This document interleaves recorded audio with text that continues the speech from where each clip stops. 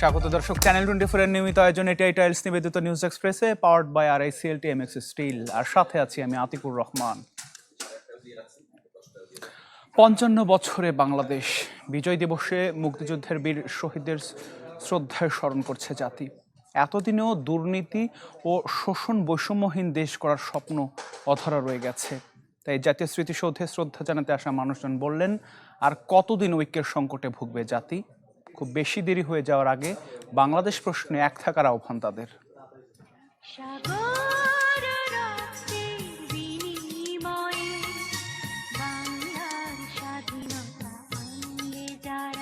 লাল সবুজের পতাকার ঢেউয়ে আবারও রাঙা 16 ডিসেম্বর। রক্তের দামে অর্জিত স্বাধীনতা, সার্বভৌমত্ব প্রাপ্তির বীরত্ব গাথা, জাতির সূর্য সন্তানদের আত্মত্যাগে গৌরবোজ্জ্বল বিজয়ের দিন। পৌষের প্রথম প্রহরে ভোরের আলো ফোটার সাথে সাথে স্মৃতির মিনারে মানুষের ঢল। বিনম্র শ্রদ্ধায় জাতি স্মরণ করছে তার সূর্য সন্তানদের। জাতীয় স্মৃতিসৌধে বীর সন্তানদের শ্রদ্ধা জানানোর মিছিলে অংশ নেন সমাজের বিভিন্ন শ্রেণী পেশার মানুষ। শ্রদ্ধার ভালোবাসার ফুলে ফুলে সিক্ত হয় স্মৃতিসৌধের শহীদ বেদি। ৭১-এর বীর শহীদদের সম্মান জানানো হয় বিভিন্ন রাজনৈতিক দল, সামাজিক সাংস্কৃতিক সংগঠন, শিক্ষা প্রতিষ্ঠানের পক্ষ থেকে। স্বাধীনতা যাদের জন্য, সেই সাধারণ মানুষের ঘরে ঘরে স্বাধীনতা পৌঁছে নাই। স্বাধীনতা যার জন্যে, সেই স্বাধীনতার মর্যাদা এখনো হয় নাই।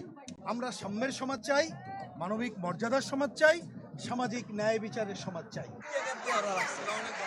সবার প্রত্যয় বিজয়ের এই গৌরব অম্লান থাকুক প্রজন্ম থেকে প্রজন্ম ধরে। স্বাধীনতা প্রাপ্তির এই দিনে তরুণ প্রজন্মের কণ্ঠে গণতন্ত্র প্রতিষ্ঠার দাবি, ভোটাধিকার নিশ্চিতের প্রত্যাশা তাদের। এই যে শ্রদ্ধার যে বিজয় দিবসের যে একটাই, এটা সবার মধ্যে, সব প্রজন্মের মধ্যেই বেঁচে থাকুক। তারা এই লাখো শহীদের শ্রদ্ধাটা, তারা তাদের মর্যাদাটা বুঝুক। ভোট কেন্দ্রে যে জন্য তার ভোট সে নিজে দিতে পারে, সেই অধিকার জন্য মানুষ ফিরে পায়, এটাই আমাদের কামনা।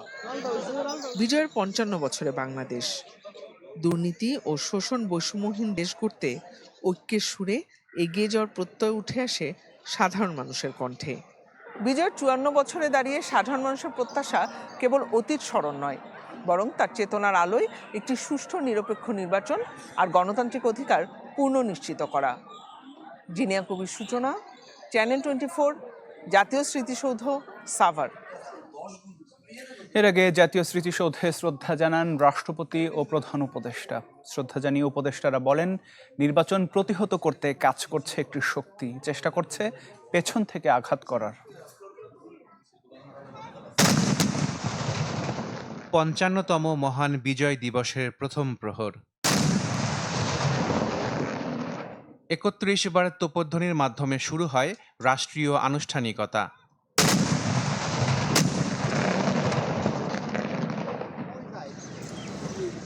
মুক্তিযুদ্ধে বীর শহীদদের শ্রদ্ধা জানাতে জাতীয় স্মৃতিসৌধে রাষ্ট্রপতি পুষ্পস্তবক অর্পণ শেষে নীরবে দাঁড়িয়ে থাকেন কিছু সময়।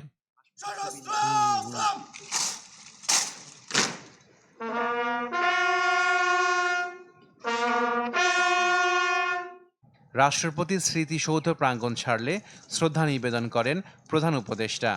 এরপর রাষ্ট্রীয় সালাম জানায় 3 বাহিনীর চৌকস দল।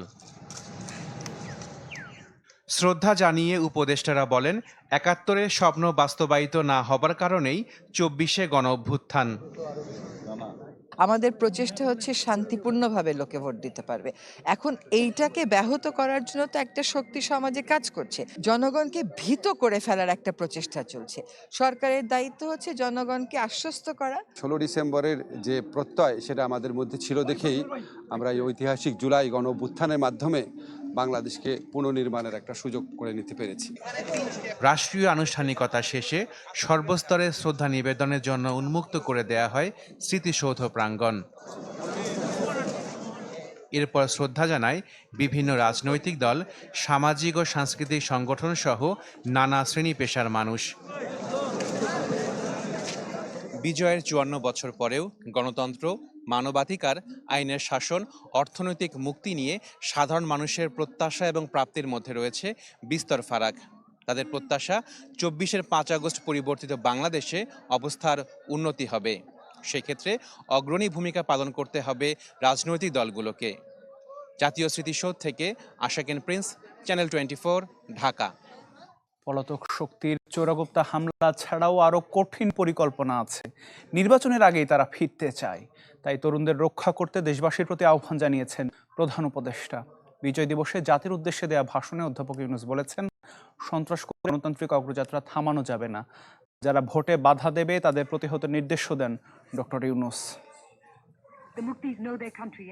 দীর্ঘ 9 মাসের রক্তক্ষয়ী যুদ্ধের পর বাংলাদেশ পায় মুক্তির স্বাদ, অর্জন করে বিজয়। তারই 54 বছর পূর্তিতে জাতির উদ্দেশ্যে ভাষণ দেন প্রধান উপদেষ্টা। মহান বিজয় দিবস উপলক্ষে দেশবাসীকে বিজয়ের শুভেচ্ছা জানিয়ে প্রধান উপদেষ্টা বলেন, এবারের নির্বাচন দেশের ভবিষ্যৎ গতিপথ নির্ধারণ করবে। তাই কেবল সরকার কিংবা রাজনৈতিক দলই নয়, জনগণকেও সজাগ ও সতর্ক থাকার পরামর্শ দেন। আপনার ভোট আপনি সযত্নে ভোট বাক্সে দিয়ে আসুন। কেউ বাধা সৃষ্টি করলে তাকে সুশৃঙ্খলভাবে প্রতিহত করুন। আইন শৃঙ্খলা বাহিনীর সহযোগিতা নিন। ভোটের উপর নির্ভর করছে আপনার আমার সবার ভবিষ্যৎ, আপনার আমার সন্তানের ভবিষ্যৎ। যোগ্য লোককে ভোট দেন, জাতির ভবিষ্যৎ নিশ্চিত করুন। প্রধান উপদেষ্টা বলেন, পলাতক শক্তি নানা অপরাধ ঘটিয়ে নির্বাচনের আগেই দেশে ফিরতে চাইছে, কিন্তু তারা আর ফিরতে পারবে না। পরাজিত শক্তি ফ্যাসিস্ট টেররিস্টদের এই অপচেষ্টা সম্পূর্ণভাবে ব্যর্থ করে দেওয়া হবে। ভয় দেখিয়ে, সন্ত্রাস ঘটিয়ে বা রক্ত ঝরিয়ে এদেশের গণতান্ত্রিক অগ্রযাত্রা কেউ থামাতে পারবে না। আপনাদের প্রতি আহ্বান জানাই, সংযম বজায় রাখুন। অপপ্রচার বা গুজবে কান দেবেন না। ফ্যাসিস্ট টেররিস্টরা যারা অস্থিরতা সৃষ্টি করতে চায়, আমরা অবশ্যই ঐক্যবদ্ধ হয়ে তাদের মোকাবেলা করব। তাদের ফাঁদে পা দেব না। পরাজিত ফ্যাসিস্ট শক্তি এদেশের পবিত্র মাটিতে আর কোনোদিন ফিরে আসবে না। ওসমান হাদির উপর হামলায় জড়িত কাউকে ছাড় দেয়া হবে না জানিয়ে বলেন, এটি শুধু ব্যক্তির উপর হামলা নয়, দেশের অস্তিত্বের উপর আঘাত। এভাবে ভয় দেখিয়ে রক্ত ঝরিয়ে গণতান্ত্রিক অগ্রযাত্রা থামানো যাবে না। শরীফ ওসমান হাদির উপর সম্প্রতি যে হামলার ঘটনা ঘটেছে, তা শুধু একজন ব্যক্তির উপর আঘাত নয়, এটি বাংলাদেশের অস্তিত্বের উপর আঘাত, আমাদের গণতান্ত্রিক পথ চলার উপরে আঘাত। ভাষণে বিএনপি চেয়ারপারসন বেগম খালেদা জিয়ার চিকিৎসায় সরকার সর্বোচ্চ সহযোগিতা করছে জানিয়ে প্রধান উপদেষ্টা বলেন, বেগম জিয়া দেশ ও গণতন্ত্রের অবিচ্ছেদ্য অংশ। গণতান্ত্রিক রাজনীতির অন্যতম শীর্ষ ব্যক্তিত্ব এবং বিএনপি চেয়ারপারসন বেগম খালেদা জিয়া বর্তমানে অসুস্থ অবস্থায় হাসপাতালে আছেন। এই বিষয়টি আমাদের সকলের জন্যই উদ্বেগের বিষয়। শামিমা সুলতানা, চ্যানেল 24, ঢাকা। স্বাধীনতা বিরোধীরা আবারও মাথাচাড়া দিয়ে উঠছে। তাদের অপচেষ্টা রুখে দেওয়ার আহ্বান জানিয়েছেন বিএনপি মহাসচিব মির্জা ফখরুল ইসলাম আলমগীর। আর দলটির অন্য নেতারা বলেন, গোলাম আজম ও মতিউর রহমান নিজামীকে সূর্য সন্তান আখ্যায়িত করে মুক্তিযোদ্ধাদের অপমান করেছে জামায়াত। বিজয় দিবসে সাভারের জাতীয় স্মৃতিসৌধে ঢল নামে সর্বস্তরের মানুষের, রাজনৈতিক দল, সামাজিক ও সাংস্কৃতিক সংগঠনের। শ্রদ্ধা জানাতে ভোরে জাতীয় স্মৃতিসৌধে ফুল দিয়ে শ্রদ্ধা জানান বিএনপি নেতারা। পরে সাংবাদিকদের মুখোমুখি হয়ে মন্তব্য করেন, দেশের রাজনীতি, চলমান সংকট ও ভবিষ্যৎ বাংলাদেশ কেমন হবে তা নিয়ে। 1971 সালের মুক্তিযুদ্ধ এবং 24-এর গণঅভ্যুত্থান এক নয় বলেও উল্লেখ করেন তারা। আমরা গণতন্ত্রকে আজকে খুঁজছি নতুন করে, আগামী একটি সুষ্ঠু নিরপেক্ষ নির্বাচনের মাধ্যমে পুনঃপ্রতিষ্ঠিত করব ইনশাআল্লাহ। গোলাম আজম সহ ওর সাঙ্গপাঙ্গরা যদি জাতির শীর্ষ সন্তান হয়, তাহলে বীর মুক্তিযোদ্ধাদেরকে অপমানিত করা হচ্ছে। তাহলে বীর মুক্তিযোদ্ধাদের অবস্থানটা কোথায়, এটা একটু ওদের কাছে আমি জানতে চাই। 71 এবং 24 যার যার অবস্থানে সমহিমায় তারা বিরাজিত, যার যার অবস্থানে। 71-এর সঙ্গে 24-এর কোনো তুলনা চলে না, হওয়ার কোনো সম্ভাবনা নেই। নেতাকর্মীদের সাথে নিয়ে দলের প্রতিষ্ঠাতা জিয়াউর রহমানের সমাধিতে শ্রদ্ধা জানান বিএনপি মহাসচিব মির্জা ফখরুল। এ সময় নেতাকর্মীদের ঢল নামে জিয়াউর রহমানের সমাধিতে। শ্রদ্ধা শেষে বিএনপি মহাসচিব অভিযোগ করেন, স্বাধীনতা বিরোধীরা আবারও মাথাচাড়া দিয়ে উঠছে, তবে জনগণ তাদের চেষ্টা নস্যাৎ করে দিবে বলেও মন্তব্য করেন তিনি। আজকে তারা আবার মাথাচাড়া দিয়ে উঠতে চায়। বাংলাদেশের মুক্তিকামী মানুষ বাংলাদেশের স্বাধীনতাকামী মানুষ, বাংলাদেশের গণতন্ত্রকামী মানুষ তাদের সমস্ত ষড়যন্ত্রকে নস্যাৎ করে দিয়ে অবশ্যই বাংলাদেশের স্বাধীনতা সমস্যাকে অটুট রাখবে, গণতন্ত্রের প্রতিষ্ঠা করবে ইনশাআল্লাহ। মির্জা ফখরুল বলেন, দলের ভারপ্রাপ্ত চেয়ারম্যান তারেক রহমান 25 তারিখ দেশে ফেরার পর গণতন্ত্রের লড়াই আরও বেগবান হবে। মাহবুবুর রহমান, চ্যানেল 24, ঢাকা। অতীতের বস্তা পচা রাজনীতি আর এই দেশে চলবে না।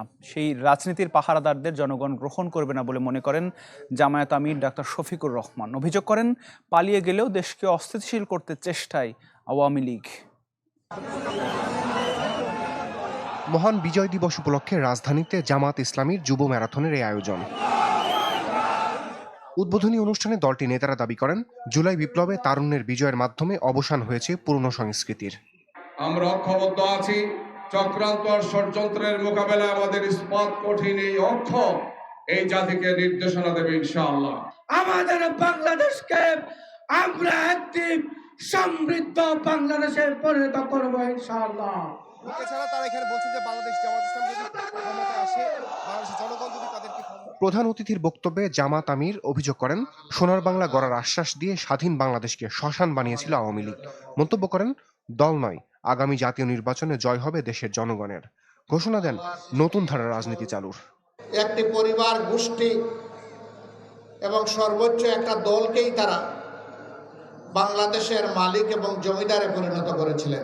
এখন বাংলাদেশে নতুন রাজনীতি করতে হবে, যেই রাজনীতি হবে দেশ জাতি স্বাধীনতা এবং সার্বভৌমত্বের পক্ষে, যেই রাজনীতি হবে বিশ্বে মাথা উঁচু করে দাঁড়ানোর পক্ষে। পরে সোহরাওয়ার্দী উদ্যান থেকে শুরু হয় ম্যারাথন, বিভিন্ন সড়ক ঘুরে যা শেষ হয় মানিক মিয়া এভিনিউ গিয়ে। এরপর সংক্ষিপ্ত সমাবেশে জামাতের সেক্রেটারি জেনারেল দাবি করেন, জগজিৎ সিং অরোরার কাছে আত্মসমর্পণের মাধ্যমে ভারতের কাছে বিকিয়ে দেওয়া হয়েছিল দেশের সার্বভৌমত্ব।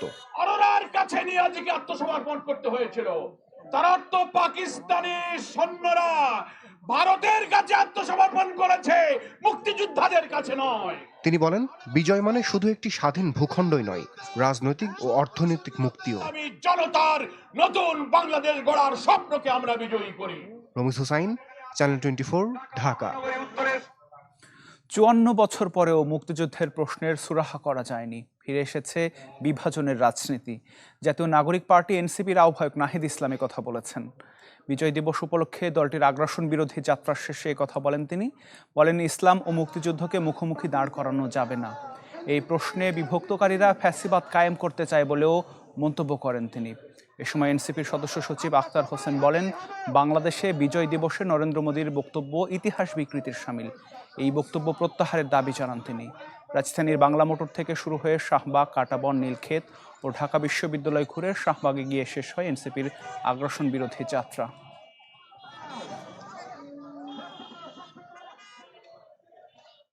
শরীফ ওসমান হাদির গুলিবিদ্ধ হওয়ার পর এটাকে খুবই সহজভাবে দেখানোর বিষয় নাই। এটা গণ অভ্যুত্থানকে আক্রান্ত করা হয়েছে, বাংলাদেশকে আক্রান্ত করা হয়েছে। আমাদের নিজেদের নিরাপত্তা নিজেদেরকেই নিতে হবে। জনগণ বাদে আমাদের আর কোনো নিরাপত্তা বাহিনী নাই। পুলিশ প্রশাসন যদি ব্যর্থ হয়, আমরা আমাদের পাল্টা আঘাত চালিয়ে যাব। রাজধানীর গুলশান 2 থেকে প্রগতি সরণি পর্যন্ত সড়কটির নতুন নাম হলো ফেলানী এভিনিউ। নতুন নাম ফলক উন্মোচন করেন স্থানীয় সরকার, পল্লী উন্নয়ন ও সমবায় উপদেষ্টা আদিলুর রহমান খান। তিনি বলেন, এই সড়কের মাধ্যমে বিশ্ববিবেকের কাছে তুলে ধরা হচ্ছে সীমান্ত হত্যার মতো জঘন্য পরিস্থিতি বাংলাদেশের সীমান্তে বিরাজ করছে। জানান, বর্তমান সরকার সীমান্ত হত্যা বন্ধ চায়। 2011 সালের 7 জানুয়ারি কুড়িগ্রামের ফুলবাড়ী উপজেলার অনন্তপুর সীমান্তে বিএসএফের গুলিতে প্রাণ হারায় কিশোরী ফেলানী। গুলিবিদ্ধ হওয়ার পর দীর্ঘ সময় কাঁটাতারে ঝুলিয়ে রাখা হয় তার নিথর দেহ। এতে দেশ বিদেশে ব্যাপক সমালোচনা হয়।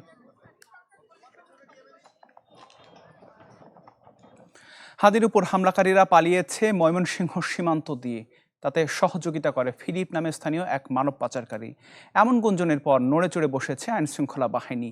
কিভাবে, কোন পথে শোটার ফয়সাল ও তার সহযোগীকে সীমান্ত পার করা হলো সেটি খুঁজে দেখার চেষ্টা করেছেন সহকর্মী সুলতান মাহমুদ কনিক।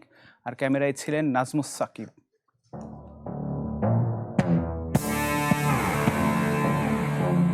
আইনশৃঙ্খলা বাহিনীর সদস্যরা এখন পর্যন্ত যাকে টার্গেট করে হন্য হয়ে খুঁজছেন সেই ফিলিপের এলাকায় আমরা এসেছি।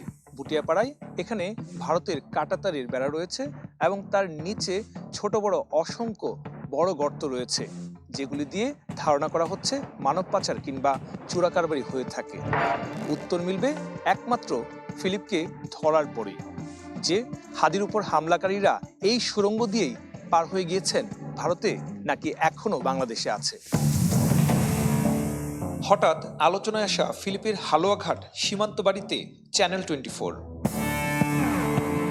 স্বজনদের কথায় উঠে আসে শুক্রবারও বাড়িতে ছিলেন ফিলিপ। পরদিন রাতে আইনশৃঙ্খলা বাহিনীর অভিযানের খবরে সটকে পড়েন, যদিও তার সহযোগী সহ 3 জনকে এরই মধ্যে আটক করেছে বিজিবি। শুক্রবারে তো আসছিল, শুক্রবার শনিবার ও তো এরকম করতে পারে আমরা কোনোদিনও বিশ্বাস করি না। প্রায় 5 মিনিটের বেশি সময় পরে এই দরজা খোলা হয়েছে। খুলে সাথে সাথেই আমরা রুম চেক করেছি। চেক করে রুমের ভিতরে আমরা ফিলিপকে আমরা পাইনি। এবার একটু নজর দেয়া যাক ভুটিয়াপাড়া এলাকার ফিলিপের বাড়ির পাশে ভারতের কাঁটাতারের বেড়ার দিকে, যেখানে দেখা মিলছে একাধিক কালভার্টের, কিছু জায়গায় আছে সুড়ঙ্গ পথ। ধারণা করা হচ্ছে ফিলিপের সহায়তায় এ পথেই শুটার ফয়সাল ও আলমগীর পালিয়েছে ভারতে। কাঁটাতারের বেড়ানো 5 আছে, মনে করেন এই যে খালপাট দেওয়া আছে, খালপাটের ভিতরে লোক যাওয়া আশা করে। আমরা সর্বাত্মক শক্তি আমরা নিয়োগ করেছি। আমরা গোয়েন্দা তৎপরতা আমরা চালাচ্ছি, কারণ ফিলিপকে ধরা গেলে অনেক কিছুর তথ্য আমরা হয়তো বের করতে পারবো। জানা যায় শুক্রবার উসমান হাদিকে গুলির পর ঢাকা থেকে কয়েকটি প্রাইভেট কার পাল্টে ময়মনসিংহের হালুয়াঘাট ধারাবাজারের এই ফিলিং স্টেশনের আশপাশে অবস্থান নেয় শুটার ফয়সাল ও আলমগীর। সেখান থেকে মোটরসাইকেলে 2 জনকে নিয়ে যাওয়া হয় ফিলিপের বাড়িতে। এরই মধ্যে সেদিনের ব্যবহৃত মোটরসাইকেলটি উদ্ধার করেছে বিজিবি। সুলতান মাহমুদ কনিক, চ্যানেল 24, ময়মনসিংহ। সারা দেশে নানা আয়োজনে উদযাপন হলো বিজয় দিবস। স্মৃতিস্তম্ভে ফুল দিয়ে শ্রদ্ধায় বীর শহীদদের স্মরণ করে গোটা জাতি। এছাড়া পতাকা উত্তোলন, জাতীয় সঙ্গীত পরিবেশন, শিক্ষার্থীদের কুচকাওয়াজ ও ডিসপ্লে প্রদর্শন করা হয়। কারাগার, এতিমখানা ও হাসপাতালে দেয়া হয় বিশেষ খাবার।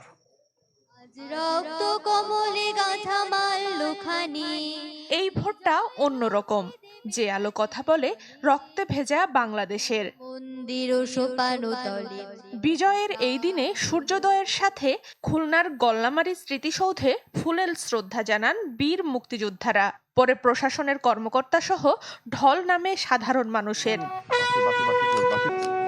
চট্টগ্রামে শহীদদের প্রতি শ্রদ্ধা জানান সিটি মেয়র, বিভাগীয় কমিশনার ও জেলা প্রশাসক সহ বিভিন্ন সামাজিক সাংস্কৃতিক সংগঠন।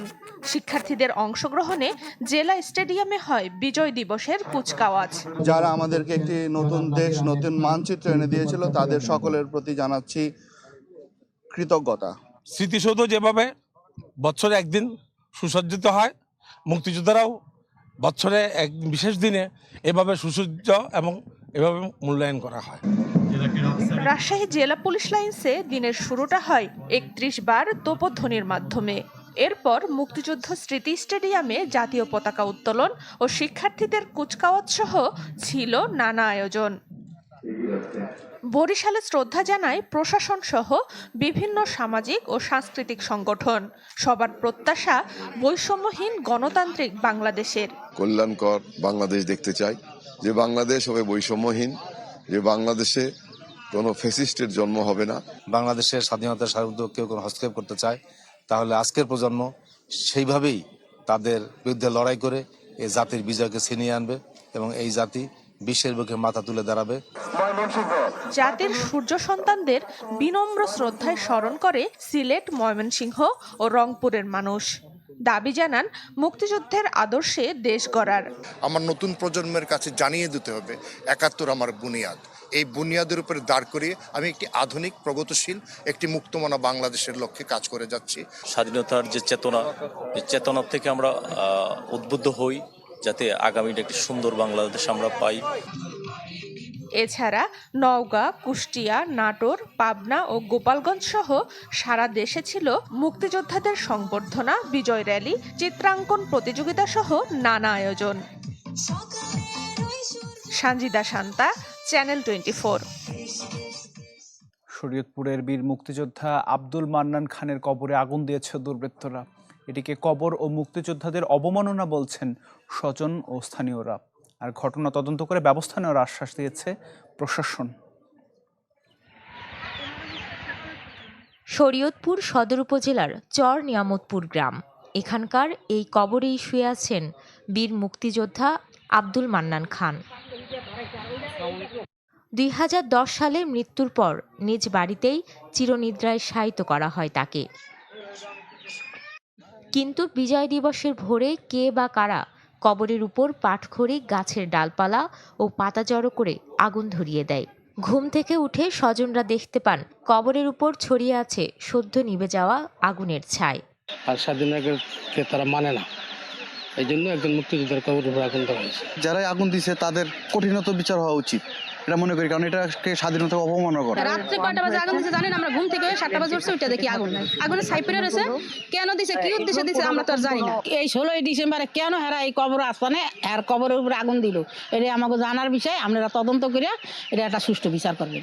খবর পেয়ে ঘটনাস্থলে যায় জেলা প্রশাসন ও পুলিশের কর্মকর্তারা। আশ্বাস দেন ঘটনা তদন্তের। মৃত বীর মুক্তিযোদ্ধা তার মেয়ে আমাকে ফোন দিয়ে বলল যে আমার বাবার কবরে আজকে রাতে আগুন দেওয়া হয়েছে। ডিসি স্যারও ইনফর্ম হয়েছেন, এসিলেন্টকে সাথে সাথে ঘটনাস্থলে পাঠানো হলো। তো এইটার কি সত্যতা নিরূপণ সাপেক্ষে আমরা ব্যবস্থা নিব। মুক্তিযোদ্ধা আব্দুল মান্নান খানের পরিবার ও স্থানীয়রা বলছেন, এটা শুধু একটি কবরের অপমান নয়, মহান মুক্তিযুদ্ধ আর ৭১-এর অকুতভয় যোদ্ধাদের প্রতি বিরাট অসম্মান। Desk report, channel 24।